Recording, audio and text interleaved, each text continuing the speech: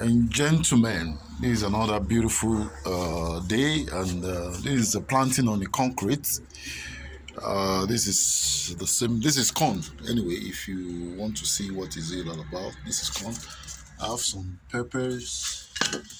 This is shombo, according to Yoruba, shombo growing on the concrete. These are tomatoes. You may see as many of the, on the concrete. Look at them. I've got some raisin. I think I've picked them. I've finished eating all of them. Oh, I finished all of them. But there's still another fruit there. These are corn left and right. This is cucumber. If you want to see the biggest one I've got on the concrete, it's still attached. There's still some few ones there. See, this is growing food on the concrete. This is corn there. This is month leaves and stuff. So you don't have any excuse to plant.